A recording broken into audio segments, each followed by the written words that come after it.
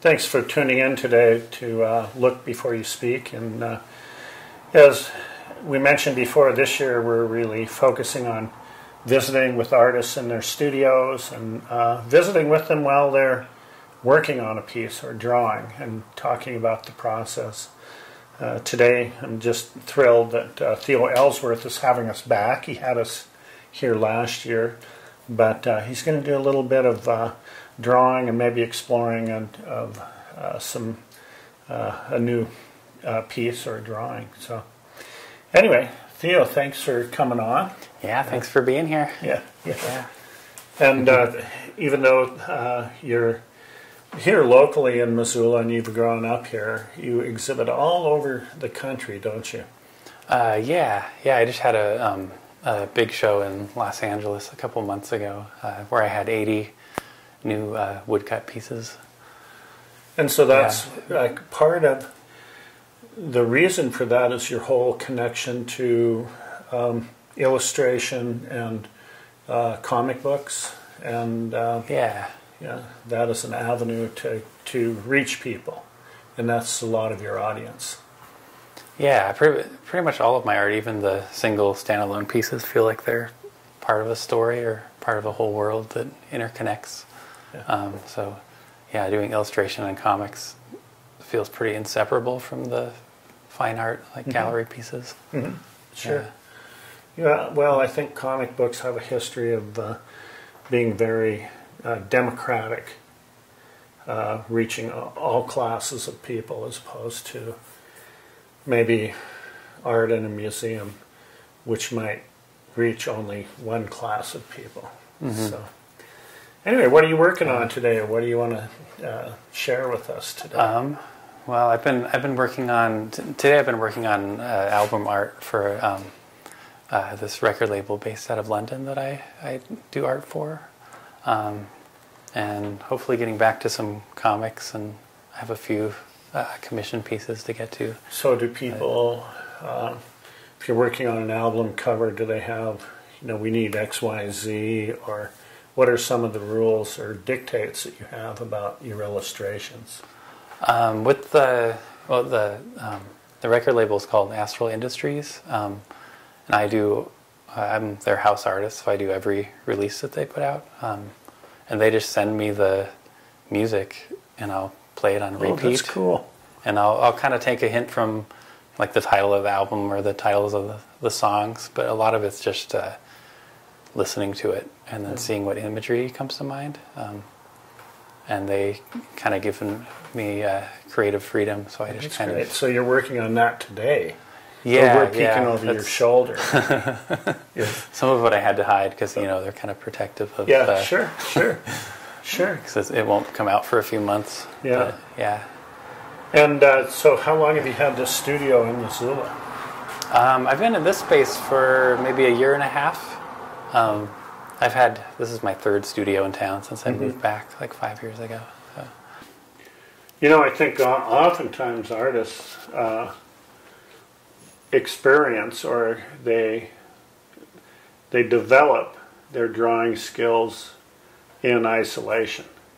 I think oftentimes they're exposed to drawing in school and it's communal, but really as drawing develops, I think most artists draw in isolation and by themselves. Yeah. Has that been the case with you? Yeah, definitely. There's certain times over the years where I've been around groups of other artists that all love to draw, and it's been more of a communal thing. Like we'll pass around paper and collaborate and work on projects together. Like I just finished a book with a good friend of mine, Sean Christensen, who's a friend from Portland, who we made a whole book by mailing back and forth pages. Was he working on text, or he was working on drawing as well? We both drew on every page. Oh. Yeah. So it's sort of a book that's meant to be read in a way, but there's no words. It's more of this kind of abstract, kind of codex sort of book. But yeah, for the most part, drawing's definitely sort of just a personal isolated thing that I do. And it definitely just developed over, like originally it was more of a thinking tool than a like means of making art to show people, you know. It was just something to do with my hands. It would kind of slow down my thoughts and make me feel less restless. Mm-hmm. Would you describe yourself as someone who loves to draw? Oh yeah, definitely. Like I definitely get crabby if I don't get to draw. I sort of feel like drawing is like this pressure valve or something that kind of releases some kind of tension in me when I get to do it. Yeah. And if I don't draw, I start feeling anxious. So it's kind of, it feels like this vital, like everyday thing for me. It gives me time to kind of digest things and sort of mull over things in my head.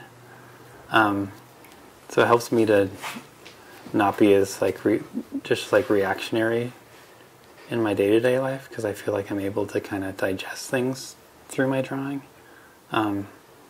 It's also helped me just like with attention to detail and patience, stuff like that.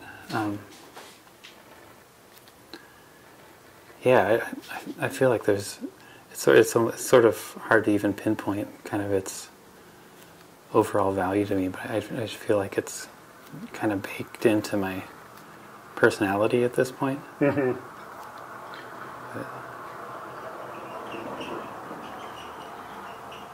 It definitely helps me look at things from new angles, for sure. Do you think that you've had to,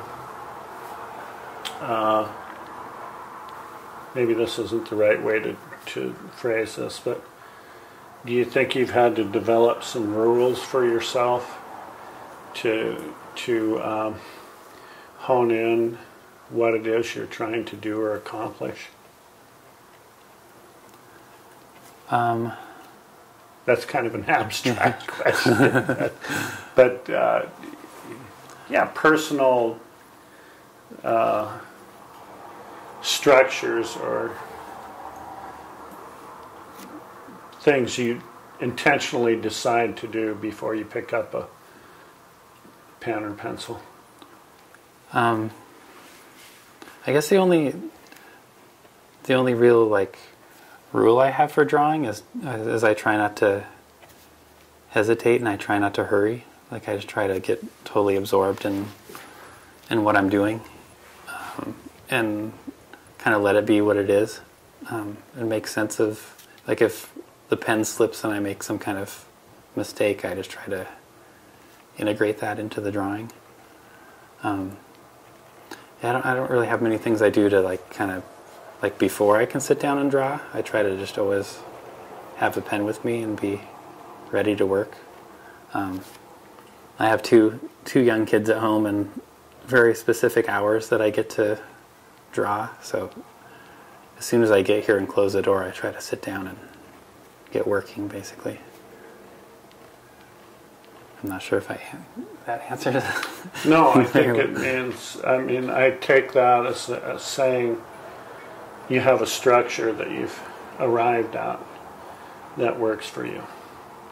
Yeah, and I've kind of like slowly whittled down my tools to the things that feel the most immediate and the most satisfying. So pen and ink. Yeah, everything definitely revolves around drawing. Even if I'm using paint or something, it feels like it's coming from a drawing perspective. Or like, but you also, in addition to drawing, you talked about these prints. Are they linoleum or woodcut or? Well, even like when I do the woodcut kind of stuff, it's all still just hand drawn with ink. Mm-hmm. Yeah, I do a bit of printmaking now and then, some screen printing and stuff, but it's still all drawing oriented.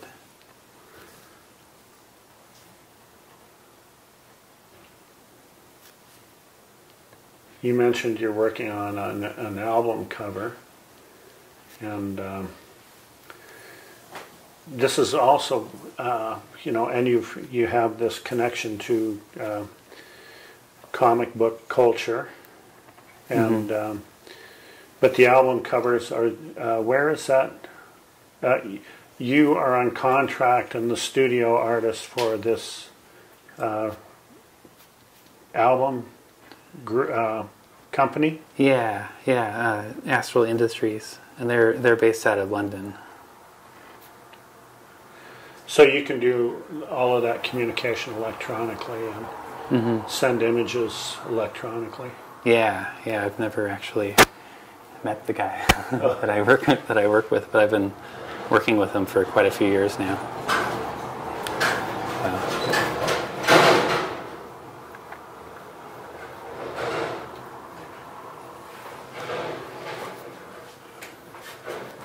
And then one of the publishers I work for is based out of New York City, and then one's based out of Latvia. So I kind of do a lot of non-local stuff. Mm-hmm.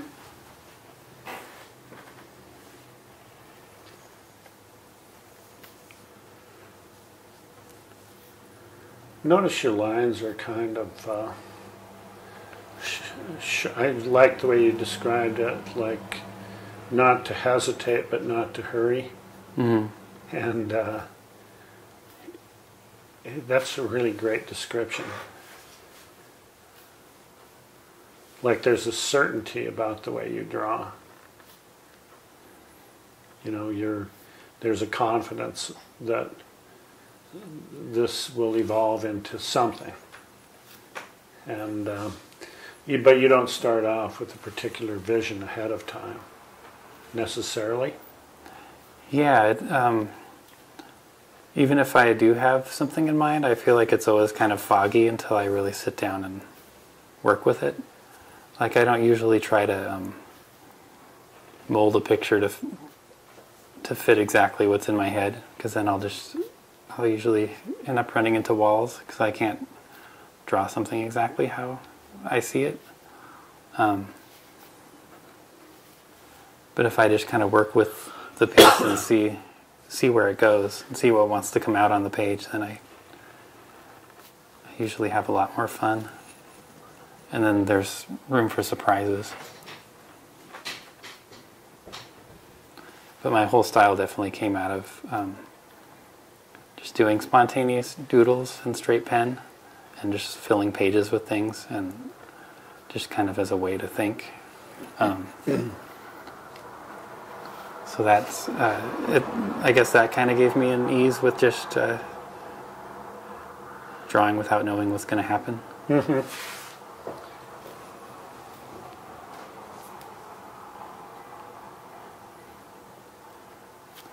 I figure there's never really a reason to be trepidatious or fear, because the worst that could happen is I don't like the drawing. That's kind of the one place where I can just do whatever I want and see what happens,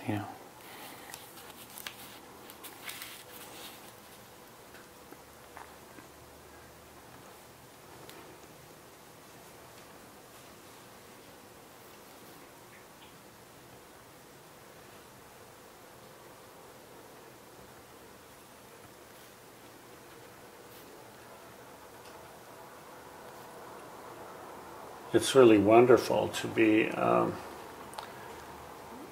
for you to share this, to allow us to peek over your shoulder and just enjoy the act of drawing. And in many ways, it's an act of your thinking. It's how you're thinking, and just sharing that so willingly. That's great. Thank you.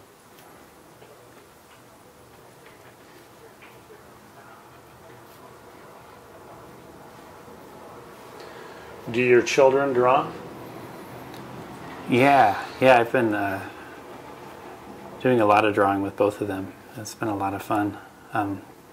my 6-year-old's been really into filling these books of characters and making these kind of encyclopedias of characters. And my 3-year-old's been drawing a lot. So we do a lot of collaborations, but I also just try to give them lots of art supplies and paper and let them go off on things. So I try to draw with them a little bit every day. I've actually got some of their art hanging around the studio too.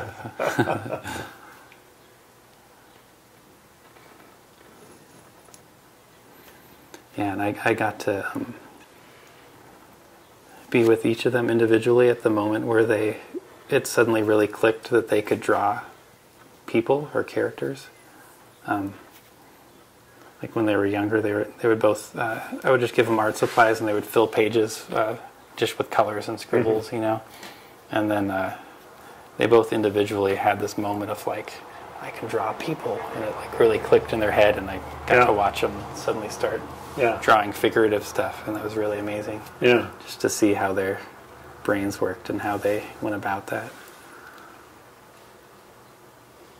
Yeah, I really enjoy just sitting and watching them draw, because you get this sense of like how their minds work and how they problem solve stuff.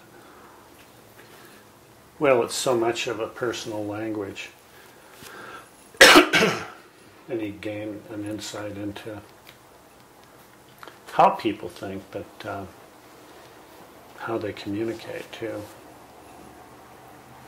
Yeah, even if what they're drawing ends up totally abstract, there's these whole stories that they're telling around that, about what they're creating.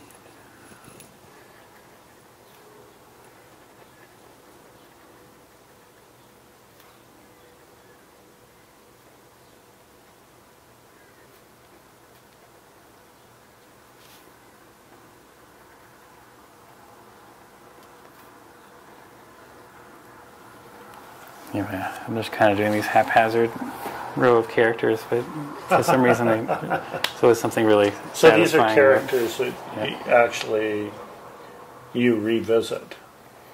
Yeah, I definitely, even if I do there's something really satisfying about adding legs to things for some reason. Even if it's totally abstract, just adding a pair of legs turns it into this sort of like... What do you have there? An owl? A house? What is this, a wig? He's like a cyclops. Head, furry cyclops head with legs. And a pyramid. Is that a basket or a pyramid? Maybe it's a pyramid made out of basket material. It's a wicker pyramid. Oh, that's wonderful. And so you often work color into this, and do you use that color? Is it permanent? Yeah, this is a rapidograph pen, which I fill with India ink. Yeah, I do a lot of black and white stuff with my books, like the book I just gave you. That's like a whole book of black and white. Yeah. Monochromatic. And this is one of my art zines, and it's an exact copy of the original book. Like I just drew it all on unfolded paper. Yeah. Wow. I usually try to always have a book of drawings going like that, and then I'll make copies of them. Yeah. That's great. What do you see as, or who do you see as maybe people that have influenced you in drawing? Man, I love a lot of ancient art and folk art and outsider art. One of my very favorite books is the Codex Seraphinianus. Are you familiar with that? I think it was made in the late 70s. by this Italian artist named Luigi Serafiniani, and it's this huge kind of encyclopedia of another world. It's all written in a made-up language. I'll have to show it to you sometime. It's a really interesting art book, and it's just filled with pages of like strange plants and animals, and like it's obviously divided into sections, but no one's ever been able to decode it, even though it seems like you should be able to. Oh, this is wonderful. And where can like people that might tune into this program, where locally could they access some of your work, like in books? Are there any of the local bookstores carry your work? I've been meaning to get my zines into more places locally. You can mostly just get it directly from me. And your studio's here in the Brunswick building. It's on Railroad Street. Yeah. So, and you're open like on First Fridays and things like that sometimes? Not usually. Okay. Yeah.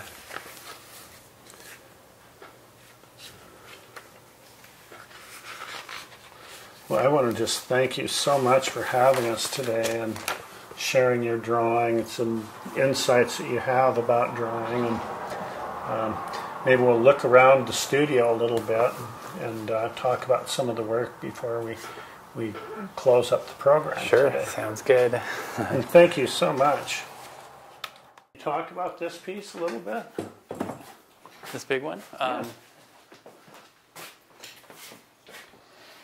Well, it's drawn for the next release for Nashville Industries, so it's going to be the inside gatefold of a so it has record. To be.